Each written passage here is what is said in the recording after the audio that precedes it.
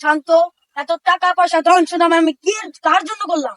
তোমার জন্য করছো আব্বাজান, তোমার জন্য করছো। তোমার বাড়ি গাড়ি টাকা পয়সা আমি কোনোদিন ছুঁয়াও দেখি নাই, আমি কোনোদিন ছুঁয়াও দেখি নাই।